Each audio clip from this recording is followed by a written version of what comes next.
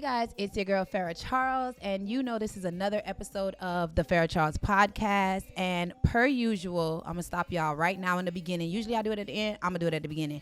Like, comment, and subscribe to this channel, because without y'all, we can't do this. Okay, that's one. Two, I don't care what nobody else want to say. To me, I got the biggest DJ in Miami today on my podcast, the homie Sam Sneak. He gonna come in here and tell y'all how he became the legendary DJ that and artist, because we know his songs be riding too. He is today, and I'm super excited because I don't know if y'all know, but Sam is like super smart. So today I plan on making him show how smart he is. So y'all tune in. And again, if you haven't already, make sure you like, make sure you comment, and make sure you subscribe. Peace. It's your boy Sam Sneak, man. The Farrah Charles podcast. I'm here, man. Hi. I've been begging, but he finally showed up, my friend Sam Sneak. And he's here with me today. But you haven't been begging. That's a lie. I've definitely been begging. What happened is you asked me, and I was like, at the time when you asked me, I was like, I ain't really doing that right now. But then when I was ready to do it, people started asking me back and forth. And then when you saw like the third one, you got mad at me and blocked me. And then you contacted Sam. me again. That's how I'm here. So He's lying. So that's how we doing it. My gosh. All right. You know what? Yeah. Well, I take that. I take that. Anyways, you're here though, friend. We here, yeah. I appreciate you. I'm here. Appreciate you having me here. Right. What's up, man? What's I like going this, on? man. You like this? Yeah. So, where do we start with Sam? Where you from? My mom's parts. Other than that. Oh, okay. My bad. Right, because I'm Okay. from my mom's parts too. Oh, I don't know if you know that, but you know Yeah. Rue's from his mom's parts too. Yeah, I think everybody is. My bad. I just went too deep with the. Right. Okay. Okay. I'm from North Miami, but actually, what my first 3 years of existence, it was in Little Haiti. Then I moved to North Miami. My mom moved to North Miami. So, are you an only child? Do you have siblings? Nah, I got siblings. How many siblings you got? So biologically, one, and then my mom adopted 2 boys from Haiti, and then there's like my homeboy, that's like my brother. Like we've been like friends, like brothers since 5 years old. He lived across the street from me. So your mom is like one of those moms that like, if she know you a good kid, like she'll take you in to make sure you stay on the right track type vibe. Yeah. And my mom was like really like a philanthropist in the Haitian community. I was just about to say she Haitian, right? Yeah, she did a lot in the community in Little Haiti. It was her and like I believe 2 or 3 people that started the church Notre Dame on 62nd Street in Little Haiti. Really? Yeah, and she helped teach who is now Archbishop Winsky of Florida, Thomas Winsky. Yeah, she taught him how to speak Creole, like helped him with his learning in Creole. Yeah, he's Polish. So your mom is like a legend in North Miami, Little Haiti area. Yeah, really Little Haiti, because she helped a lot. Like when my mom passed, right, a lot of people who like, was just finding out like, oh, say at least your mom, because she had us at a later age. She had us when she was 40, but in her early like 20s and stuff, she traveled the world. My mom was a nun. What? Yeah, my mom was a nun. She traveled the world and stuff like that. And back then, she, they didn't have Instagram and stuff like that. So like she would go deliver like messages and things like that as a nun. Really? Yeah. And then in the end, she fell in love? No, it ain't even happen like that. So she told me and my brother, like, God spoke to her. And she's talking to God. She's like, I just want 2 boys to bring on earth. And then she got her 2 boys. She got 2 boys. Okay. So, yeah. I did not know that. I mean, a lot of I mean, people I don't know how I would know that, but I didn't imagine that either. I don't really talk about like. I don't be talking about like. Right, you don't be talking at all. Yeah. I think people gotta really know you to know that you even can talk. Yeah. but then I just like DJing and stuff, and I was just gonna get into that. So when did the DJing start exactly? I don't know. I always love music. Me and my homeboy, like the one I'm telling you about, me and him and my brother, when we was like kids, we wanted to be rappers. We would be like trying to rap and stuff. Then I was like, I don't know. I'm an introvert. I don't know if I could really be out there. A rapper, for yeah. real. But I always loved music. You know what I'm saying? Always loved music. Used to be dancing as a kid. I tell you, my mom had us at an older age, but all her siblings had already had kids. So that's who would babysit us, is like my older cousins. Yeah, that's they like we epic fail. We in kindergarten, we in first grade. They already on their way to middle school, already in high school, or just in college. But these are like who used to watch us, and they love and they love my mom. Nah, but they loved my mom, so it's like, man, Alex finally had kids. You feel what I'm saying? It's like, man, oh man, they liked having us around. But they like teenagers, so they watching like MTV Raps. They watching like the hip hop stuff, and that's what we grew up on. Yeah, that's so. When people be like, how you be knowing all this certain old stuff? I'm like, this. You know what I be thinking about? Cause MTV Raps and like rap on a whole, like in the early 80s, 90s, like that was a New York thing. Like that was just a New York thing. And I used to watch The Box too, but The Box got later in like the 90s, I think. Early. Is The Box the 90s. one from New York? Like that's but down here too, like The Box was like you could call in and you could watch a video. Is that Ray Daniels or whatever? Not Ray. What's the man that owned the Box or whatever? But long story short, I always wondered, like, from Miami, like, how did that hip hop culture like really what I want to say dominate Miami? Like, what was the first song you heard and you was like, yeah, like this rap thing is gonna be around for a long time? Sir Luther Campbell, Me So Horny. A song from Miami. That's the first video I've ever, like, music video. Oh my God, that's I've the first ever music saw. video you saw? And I saw the uncut version. Lord. That was my first time ever. Like, they in the pool, girls topless. I was just like, that's what I'm gonna do. That's what you want to do. That's right, yeah. So I always wondered, like, how did y'all feel about not getting the respect, like, as well? I won't say y'all because you weren't a rapper then, but how did you feel about like Miami putting out all this music that we love down here, but it's not really respected in like New York, Pennsylvania, like all those north states? So growing up, I'm listening to like Power 96, 99 Jams, and like I'm in the car with my mom. And then when I'm with my cousins, they listen to the underground radio station. They listen to Uncle Al. They listen to Bo the Lover. You know what I'm saying? Disco Joe. They listen to like these people. So I gravitated to listening to the underground radio station young, right? I even had I still got. I can't say it, but I used to have an underground radio station, right? Me and my homeboys. So I've always you know what I'm saying, like growing up listening to underground radio station, I didn't know that because I was just still in Miami. I ain't traveled yet to know that there was even other music like that. Nah, because they played a lot of stuff, but what I'm saying is I didn't know as far as it not being appreciated. Oh, so you just thought everybody loved what you love. Yeah, so when I got older, right, I think it might have been like in middle school, went to New York, right? Go holler at my cousins, and shout out to George and long live Will, man. These my cousins. They from Southside, Jamaica, Queens, right? And shout out to Soup too, man. Shout out them boys, man. So when I first went over there, right, they used to rag on us. Like, you think? Yo, what up, my nigga? It was like, yo, why you got them dickies on? And they used to just like laugh, and I just be like, I didn't get it. I just be like, what?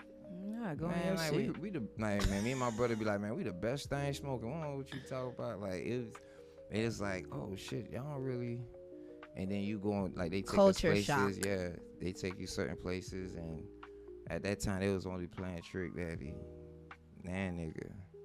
In New York. Yeah.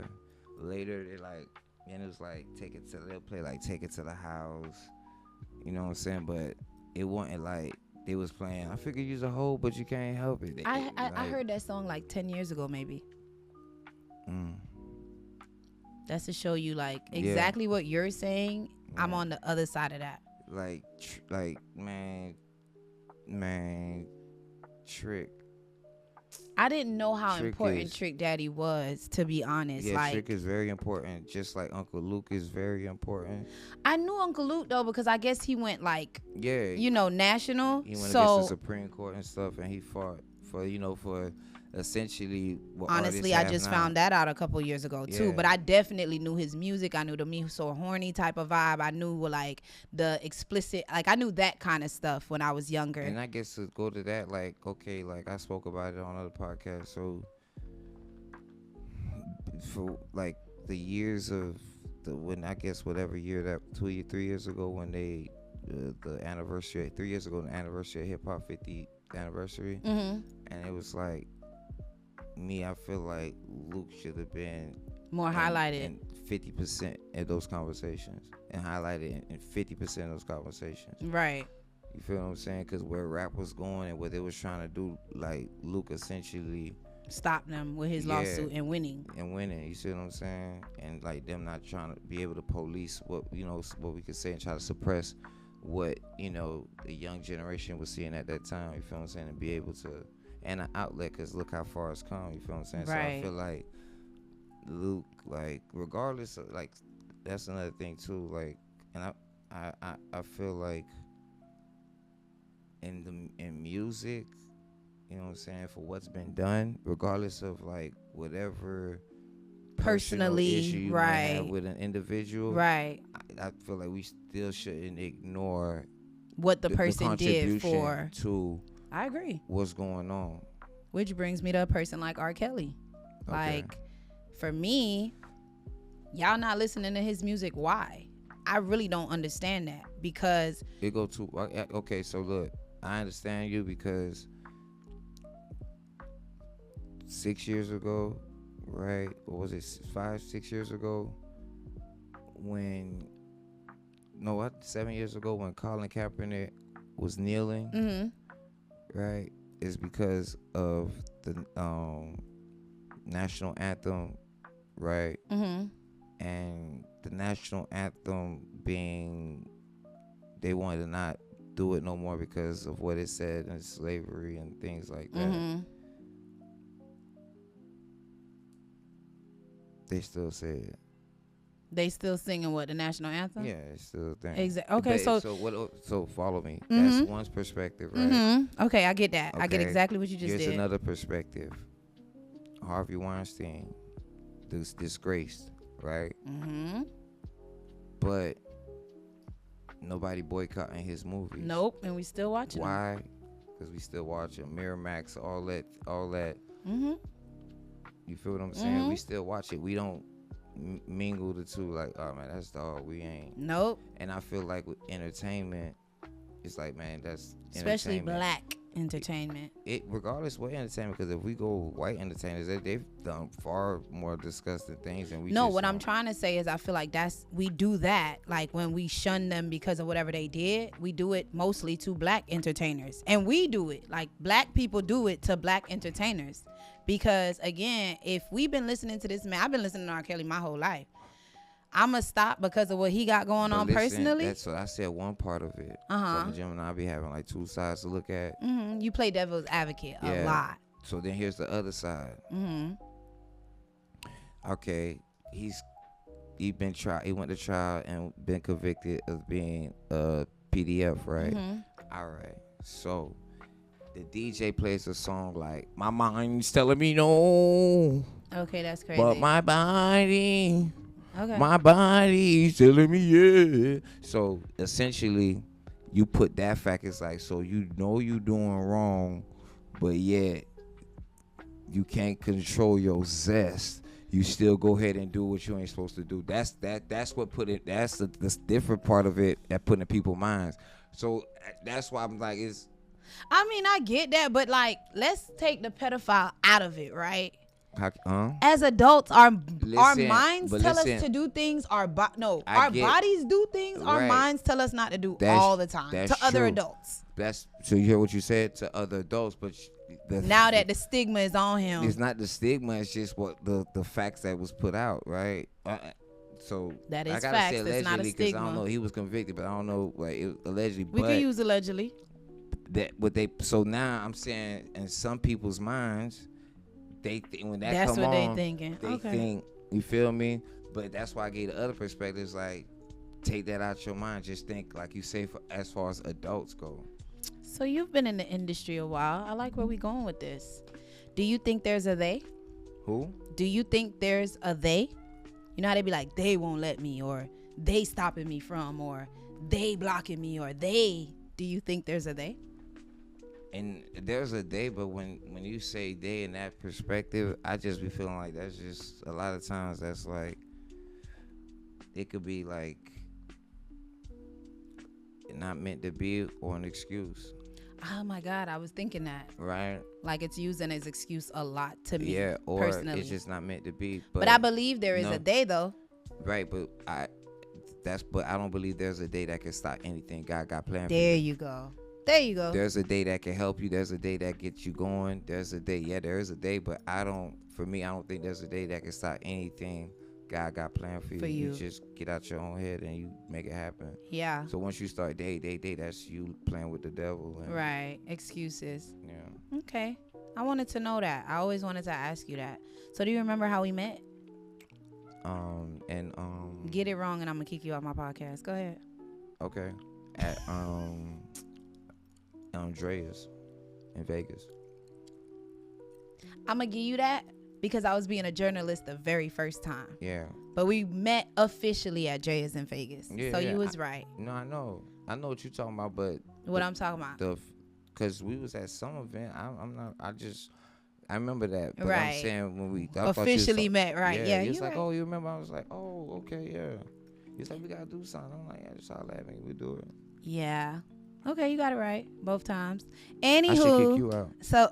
Hey, okay. This is now. I'm the new host of the Pharaoh Charles podcast. Pharaoh had to take a leave of absence. Right. And I'm just filling in for her. Hey, Pharaoh, we're praying for you. We hope you get back soon. So on today's episode. Anyways, y'all, so the very first time I met Sam, because I didn't know who Sam was, and I'm scary as hell, especially when I go to them ghetto people events sometimes, which them rappers be having them ghetto ass events and they be having all them ghetto ass friends in the back, and it's scary. Like for me, it's scary. I don't like how people say ghetto like it's a bad thing. It's not a bad thing, but at times, sometimes, or let me say unruly entourage, because I'm ghetto. I don't mind a little ghetto. I just don't. It's like when people say ghetto like it's bad, I'm like, I mean, some things be like, hey, that's ghetto. So I'm going to say. But I like the events, they like the events that, people who come from the streets try to put on and learn the business and stuff like that. It's a little project, but where I feel like if they not doing something to have these people to go to enjoy themselves and to release some of that stress that's, because a lot of people are part of a system that's, stressful. Yeah. And especially right now. Could limit you with your perspective and think you limited to be able to do what you do. You feel me? I feel like we all humans and we all have the same brain capacity except a few that just on a short bus, but that's neither here nor there. But for the most part, we all got this same brain capacity, but I think the difference lies with perspective, and a lot of us just lack certain type of perspective to reach our full potential. You know what I'm saying? A lot of perspective is real depressive and not seeing past what you got in your head and just thinking of what could or can't be and rather just do. You feel me? But again, that systematically just has implemented in our community and keep us arguing every couple months about $200 dates and going 50-50 on social media. Right. So we could get on that, because Yeah. But when I saw you, you had 2 big ass security guards, and I was trying this whole journalism thing out because obviously I have this personality, and I was like, I can interview people. And I had like interviewed a couple other people, but I saw you, and I always said if I see you, I'm gonna talk to you. I don't know why, but like, I don't know. I've always felt your energy, even like through a screen. It's weird. Like I always knew if I met you, like we would click, because you gave me real, but you also gave me like yourself. Like you ain't trying to be nobody's gangster. You ain't trying to act too tough. Like you are who you are. I always got that through the screen. I'm chill. I'm not gangster. I'm right. Just chill. He's a really nice guy. Yeah. So when I met you and you did my interview and you were like, I think you was like, who are you out here with? And I was like, I'm out here by myself. And you was like, all right, well, be safe. And you walked off. But I was like, I knew I was going to like that nigga. Like, he cool. He calm. So now this is like 2 years later and we go to Vegas. I don't know if you remembered me. Like, I really don't know how, like, out of all them people, like, I don't know. But from that, like, I've gotten a different perspective of you, and I respect you so much because, like you said, like, you could give a million excuses, but you don't. Like, you maneuver, you shift, you find a new way, you do this, you do that. So that's, like, commendable. Yeah, I mean, super commendable. You could talk about what you could have did or what ain't happened, but I've just, and it's not to say it's easy. It's just like you gotta just find ways out your own head. You feel me? You gotta find ways out your own head. Like, okay, you telling yourself, oh man, I gotta find a way to get this done tomorrow. If I don't get it done, oh man, okay. At that moment, it's nothing, like, if it's out of your control, you can't do it. You stressing about something that's out of your control. It's a waste of time and the thought process that you could actually be thinking about to do something for real, right? And then again, like we spoke before we started, like, things don't happen to you, they happen for you. Mm-hmm. You see what I'm saying? And you can't have both. You know what I'm saying? You can't worry and you can't have faith. You gotta pick a side. Amen. You know what I'm saying? Mm-hmm. And have faith and believe in it, and like just go. So like it's not easy, but you gotta like really fight through those thoughts and really be like, nah, you know what I'm saying? It ain't that bad. Just think about you doing something and the worst trouble you got, and you like damn, my parents find out, or you know what I'm saying? Oh man, that was years ago when you was a kid. You got past that. You don't even remember that beating. Not at all. And I got so many. You see what I'm saying? Or you don't remember like that chastisement. You don't remember like you felt low or whatever. You just got through it. So it's kind of like whatever you're going through now. It's like, oh man, I'll get past this, man. Like, and so like getting to what I was saying, like on my TikTok, whenever I end it, like doing my DJ thing, I always say this: if you woke up this morning, it's good. You know what I'm saying? Even if things ain't going your way, it's good that you woke up this morning. At least you woke up this morning knowing things ain't going your way, because there are people that ain't wake up this morning and they don't know that it ain't going their way because obviously they ain't wake up, and God bless them. So with that being said, God is great. Amen. And that's, you know what I'm saying? Like, that's the message I always... You say that every time Every time when I get off, that's what I let people know. Just, you know what I'm saying? Because it really could be like nothing. I must say, since getting to know you, and actually, I say you're like my friend for real.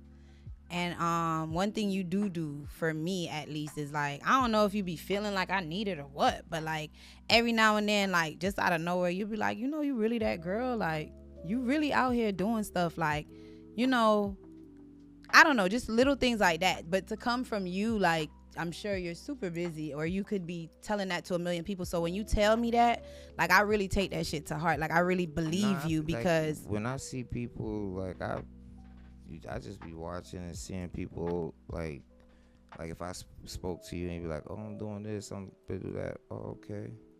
And I just sit and watch and see how it's going. You feel what I'm saying? And then I'll be like, hey man, I'm watching you doing your thing, man. Keep doing your thing. Right. Like, it.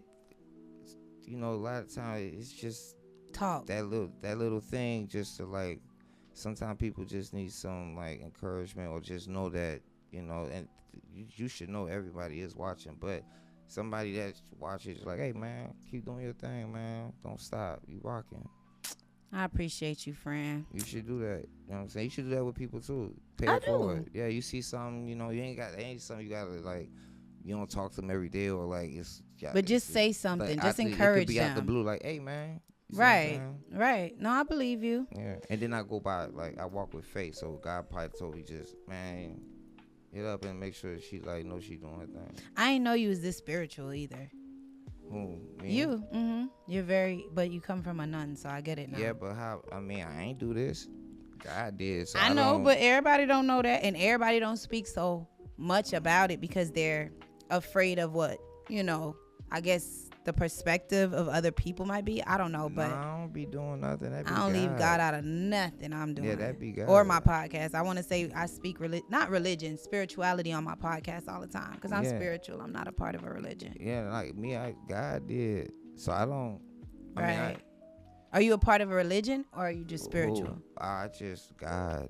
That's it. Okay. Yeah, I don't be God. That's how I feel. That's how I feel. But I respect everybody, but for me, it's just God, right? Amen. Yeah. I feel that way. So, I got to ask you this, because you definitely on my podcast and they going to want to know. So, how did you start your journey with becoming Rick Ross DJ? Me? I know you probably told us a million times, but say it as creative as you can on my podcast. As creative? I mean, yes. Rap about it. It's just, I've always like. I feel like you said this shit so much, I could say it for you. Yeah, I was in tune with Ross already. You know what I'm saying? Shout out to UB. I saw UB on 305 Day too, man. That was like the 305.com. I mean, I said the 305. Hip Hop 305. 305hiphop.com. It was an old website. They had a forum and stuff, and like all the local artists. And I would go on there just to like look cool with new artists. And I remember running across Ross on that. And I was like, damn, he dope. So I would just like get his music, listen to it. Always was a fan. Then I was at this party, I saw him. I just walked up on him and was just like, what's up? Sam Sneak. He just looked at me like, yeah, I'm gonna be the next Uncle Al. I literally told him that. And he was like, take my number. Got his number. He's like, I'm gonna come holler at you tomorrow. It was Thursday, but he didn't come till Saturday. Him and Gunplay pulled up. Came in my room, hollered at me. And he's like, yeah, man, you on the internet? I'm like, yeah. So he had just dropped this mixtape, so I could put it on there for you. So I had loaded up on this forum we used to be on. Not Napster. Nah, I had put it on there too, but it was another forum that people who get music early used to always be on. It's like, it was just, so shout out to Box then. So like, it's still around, but you can't post music on there no more, nothing like that. It's more like all forum type shit. But back in the day, yeah, you can, upload music and it would have like all the information. Like they used to have like a thread where it's like production for all hip hop albums, like all the credits. It like, so that's how I learned about producers who produce what, and I started getting familiar with their sounds, and like I wouldn't even read the credits and know, oh, this producer did it. I just started learning I started learning, okay, you did that. Oh, okay, now I see the similarities. Oh, you did that. Oh, okay, I see the similarities, like things like that. So I uploaded it on there, and then from there, he watched me. He was just like, oh, you my DJ. So let me ask this, because you just told me this nigga walked in your house. Was your mom here at that time still? Nah. Yeah, my mom was still alive, but at that time, nobody was even there for some reason. And usually it's like on Saturdays, it'd be the home. He was like, he just walked in my room. Like, was your mom there and she's Haitian? Like, I don't see that happening like that. It wasn't nobody there. Okay. It wasn't nobody there. That's funny that you say that you gonna be the next Uncle Al, because you like really are like the next. I told him that, yeah. Uncle Al is his name? Yeah, DJ Uncle Al. DJ Uncle Al. Yeah, you really are. Because like, I know my son for sure know who you is, and all his friends know who you are, and like all the kids be like one-twoing and wooing. I just told him I like won so much money off of woo when I was legit. Oh God, I didn't even know that was your song till the other day. Remember I told you? Yeah, a lot of people don't like. How did you come up with that song? Like, why would you even say that? Woo, get it? What? So back then, we used to be going to the skating rink. We went somewhere, right? Me and my homies, and I think we like, I don't know, like I think we bumped in to some Duval kids that was dancing too, and they was doing it right, and like, but it was just a chant. It's like woo woo that it was chanting to it, right? I was just about to say, so it was already a dance before the song came. Yeah, some Okay. Duval, yeah, Jacksonville. So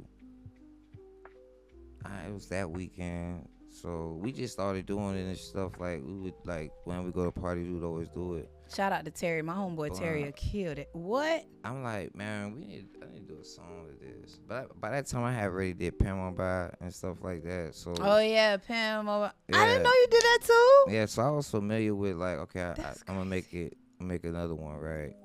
But this time, I'm not gonna give it to anybody. It's just gonna be a song that when we go out there, we DJing and stuff. We got a song we could play. So I did it, and it was playing it and stuff like that. And then Long Live Flavor G, we had went and did a party of Flavors that he's like, man, I need that. And like Flay like he was like older than me. He's like my big homie DJ. He used to like let me hold his amp rack or like his speakers if we had like a big party and I didn't have enough speakers. Like, and plus before I even got my own speakers, that's who let me DJ on his stuff. big rig. And you know what I'm saying? I used to be a speaker boy helping him with stuff too, right? Me too, back actually. then. So Flay like he won't get it. He want to get it. I'm like, I got you. I'm gonna tag it though. I ain't gonna just in case you give it. I'm like, don't get it nobody, but I'm gonna tag it just in case. Right. So that's what it's. Yeah. You ain't gonna hear a version without that. There's been people that be like, I made it. I'm like, well, play the version without the Sam Sneak tag on it. You won't. Yeah. Really? Yeah. People said they made it. How do people do because that? Because I when it leaked, I never came out. I was like, I did it. That's no, you did not. Yeah. You didn't come out and say you did a lot of things. Yeah, I know. Like I didn't know you were on that Wale song, even though you're in the video. Yeah. I don't think I've ever seen the video. So when I was listening to the words, who I thought it was Ty Dolla Signs or some shit. Nah, people thought it was Tiger. Tiger, yeah. Mm-hmm. I never knew that until the other day when I was watching the video and I called you. Was like, nigga, you did this too. Yeah. So how do you keep that mystique about yourself? Like you really like, nigga, you be chilling with Jay. Like, let's not be too humble. Like, you really be with the greats, but you're still so like humble. How do you keep that? I mean, I don't know. I don't know.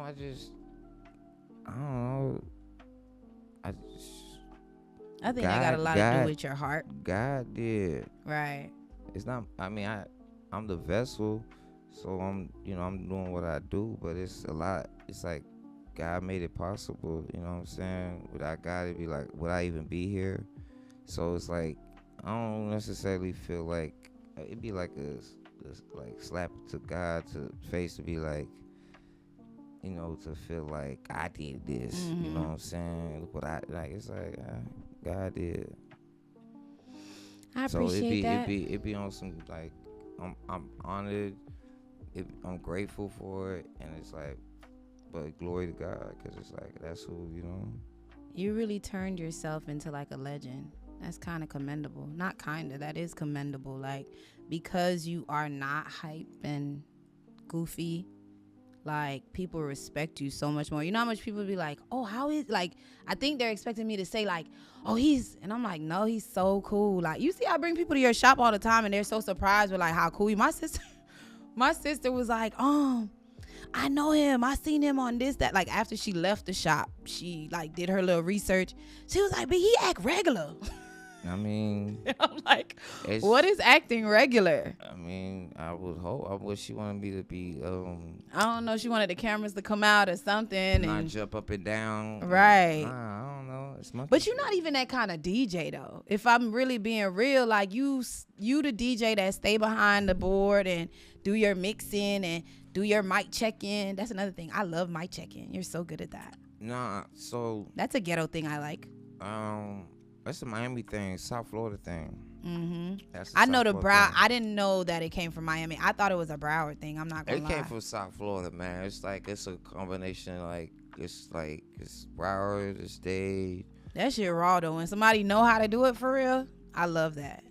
Yeah, I mean, down here in Florida, period. Like, if you can't do that or like scratch or Are you like really a DJ? Yeah, you just they don't. It's I don't know that they real tough. They real tough critics out here.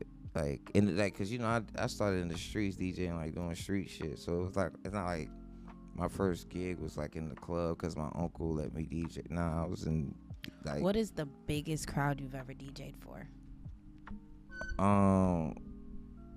We did a show in Riyadh, Saudi Arabia. I don't know. I think it was like. Nah, that might not have been the most, but it was 200,000 people. But I think Haiti in 2008, there was a free concert they did. They booked Ross, and it was like down there 800,000 people because Digicel put it together. They was all out there climbing on the trees and stuff. You know what's crazy? I went to the one that they did in 2014 with Chris Brown, Swiss Beats, and Movado. Yeah, a lot of people think that was the first time there was a free, but the one we did. I found out then that there was a Rick Ross one before that. Yeah, that but was the first one. I want to say it was about the same people or probably more. Like it, like the drone footage is crazy. Yeah. I'm like, so much people live on this island? We did that, and we did it in 2008. It was crazy. It was in December, and it was the month before the earthquake. A month before. Oh, that y'all did the concert. Yeah, we That's did it crazy. literally a month. And the hotel we stayed at, it ended up being destroyed it was by the destroyed. earthquake. Yeah, it was destroyed. So yeah, that might have been the biggest crowd in Haiti. That was fun too. It was dope. I'm Haitian too. That was really. Would you do the EP? What is it? EDM? Would you do that kind of music? I like that shit. I do too. Yeah, I went to school like with kids that listen to that predominantly. So I was. You say you listen to Power 96. Yeah. So if you listen to Power 96, especially back in like the early 2000s, that's all they played anyway. I mean, I listen to a wide variety of music. Even like, Y100. Like one of my cousins, like she like to listen to like Talib Kweli, that's the kind De of La rap Soul. I'm more of a Kendrick. She listened to a lot of that. So then I had another cousin. He was like Tupac, Snoop, Dre. There's another cousin. He listened to like the Grand Poobahs, and he listened to like LL Cool J and like Big Daddy Kane. Then there was other cousins listening to JT Money. They listened to Luke, and so it's like I had cousins that they older than me, so we just like yo. And they listen to a variety of things. How do you feel about because you coming from dancing, right? Like you dance and shit like that, and you still make that kind of music for now the kids to dance and stuff like that. How do you feel about like the whole TikTok? You had a song go viral with Major 9, is that his name? Oh yeah. And it was like a TikTok thing going on. I think I even did that challenge. It was fun. How do you feel about where dancing and music is going now compared to like when you first started with Woo and all those? Because you've been, now I think about it, making dance and music. I like it because it's a lot, it's a lot like spotlight on it, but South Florida been on that.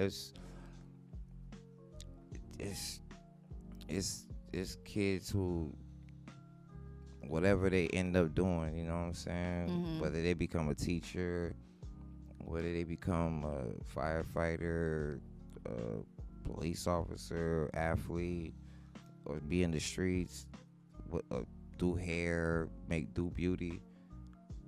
The kids down here in South Florida all dance. All of them. No matter where they end up growing up, so they all dance at one point. They all dance at one point. You know what I'm saying? I just told you, I don't want so much money off of. So down here it's just like it's always been a thing in the culture. You know what I'm saying? Like the kids parties. They play the dance, the kids are dancing and stuff like that. But and it's just good to see like how it's more of a spotlight on it on TikTok and people across the world getting onto it. Look at Young Gordon. You know, it's a South Korean kids who did like the actual like walk to it. You know what I'm saying? The video to it. Then you got people and like I think South Carolina or Texas or one of the like in the country towns. They started doing a line dance to it. Oh, and Deslog Stick and Roll, they got a line dance to it. So it's like it's good to see like it's expanding and like people like paying attention to it or gravitate towards or trying to understand it. Because whoever, like, if you don't understand it but you go to a club down here and you see how it's played and you see the reaction, you're like, oh, I get it. Right, exactly. Like, oh, nope, that's how my friends from out of town feel like when they come down here and the music play. They like it anyway where I'm at, but they don't get it until they get down here and see like our reaction to it, and then they get it even more. I should they be say. like, oh yeah, I get it now. Yeah. You know what I love right now? I like the music that's coming out of Cali. Like, I'm liking all that shit. Yeah, Cali always got good music though. That's the funny part. Like, I don't know where I be at, but like, I feel like I'm right now within the past 5 years just discovering all this different kind of music. I know where I be at. My parents are Caribbean. So for a very long time, I listened to country and western, beer souls. So like R&B from 1965 till now, like soca music, reggae music, dancehall music for a very long time. And as I started getting middle school, high school, that's when the hip hop and all that shit started coming out. But again, I'm so used to reggae and shit. That's all we listening to. So now lately I find myself, because I do love music, I am very much a music lover. And I feel like I have the ability to be a producer. I've just never pushed myself. But my ear is so good. As you know, I have an artist. So that's because like I hear something. I think it's something there. You know what I mean? So for me, that's when I discovered like hip hop and stuff like that. The question is different for you. Like dancehall, because you play all that stuff. And some of the songs that you be listening, like the Sizzlers and the Capletons, I'd be like, how does this, like, where did that come from for you? Like, knowing, like, the Sizzlers and the Capleton and the Vibes Cartel, like. I mean, I love music. I know, but like, did you used to go to, like, the Jamaican parties? Yeah, like, I used to go to Fire Mondays. Oh, yeah, you said that. So, you know, the Juxie, Nasheen. Yeah, I know Juxie Fire. Big shouts out to Juxie Fire. Right, that's my nigga. Black Shadow, damn, what's the name of they crew, man? Innocent Sounds. Innocent Sounds. Big shout out to Innocent Sounds, man. Yeah, I know them boys. Yeah, we used to be in Fire Mondays. Yeah. You know, I used to be going on my head top in that club. Yeah, what is now known as the Office. We used to be Cola Nut, right. And they used to have parties there, Fire Mondays. Yes, they did. And they used to be rocking. Yes, I remember when Sizzler came in there, he was barefoot, and the club was going crazy. Yeah. Really? Yeah. It's funny. I met Sizzler for the first time. We were performing for him. We were his backup dancers. And Sizzler, I hope you don't got no wife or nothing, but I'm going to tell the story regardless. And he wanted my homegirl. I ain't going to say who. And she was just so timid and shy. But I feel like them kind of men always want to go after the timid and shy. So she like, no, he gonna burn a fire on me. Like cause she doing all kind of shit. You know, this nigga head rap, him to eat nothing, him no wine you doing. She like, no, he gonna burn a fire on me. He gonna burn a fire on me. Him burn a blood clot fire upon her. Nah, yeah. That's crazy. Yeah, I'm So you tapped in. I mean, I'm from the Caribbean. Why shouldn't I be? That's true.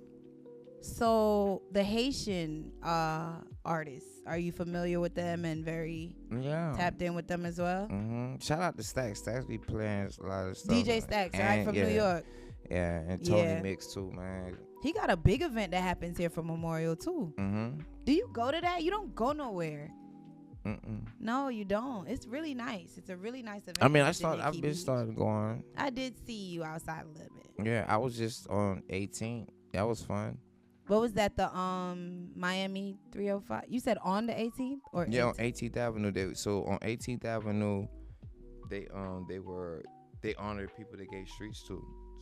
So on the whole avenue, each person got a street or something. Yeah. So from 62nd Street to what that is. 70. So this is 62nd, 69th, I believe, or 70th. I seen it was a couple people. Shout out to all of y'all because y'all deserve it for sure. Everybody got Zoe Dollars, Buster Free, Ball Greasy, Trina, DJ Khaled,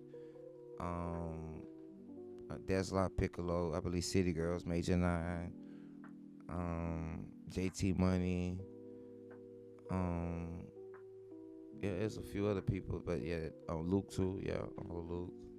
Well, shout out to everybody that got a street. My street is coming next. Yeah, I don't know where I want it to be yet, but shout out to them.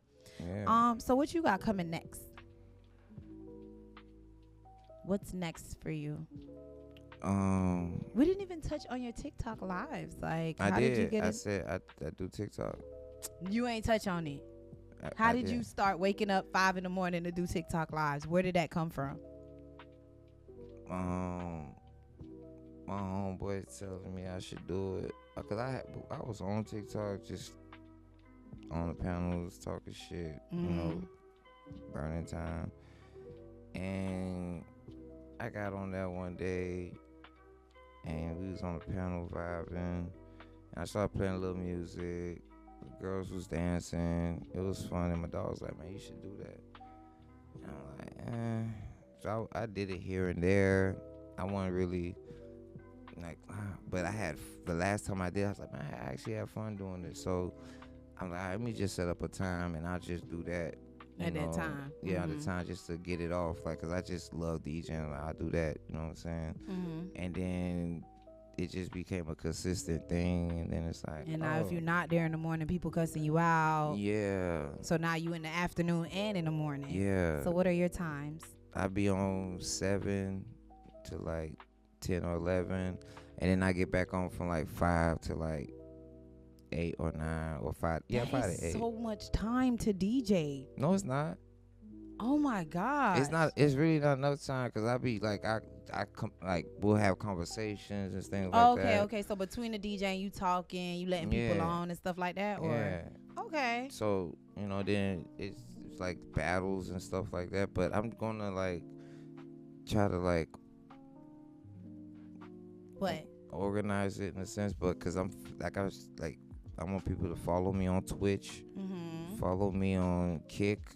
Follow my YouTube, because I'm gonna start like putting like more content so they can get me the DJ, get the other parts when I'm at the shop. We hanging out, got people coming through, having conversations. So it's gonna be vibing. This for you. Yes, we just trying to have a good time out here. Right. So where you going here for a short next? time, not a long time. Right. Where you going next? What you doing next? I'm going where God lead me.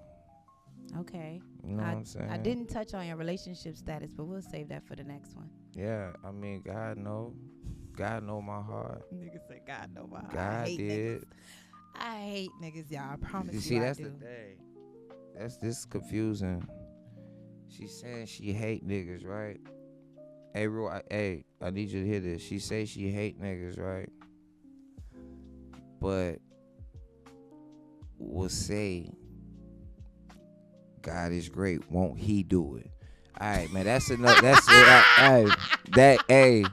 I thank y'all for having my guest here, Pharaoh. You know what I'm saying? It's your boy Sam Sneak. We signing out. Oh, that boy good. I appreciate y'all. The links are right here to follow me on my socials. You feel me? Pharaoh, do you have anything else you want to say before we leave? He's so good, guys. He's so good. You end it. You end it. Again, man, thank you for watching the Pharaoh Charles podcast. It's your boy Sam Sneak, man. And stay tuned for the next episode. Hi. You is good.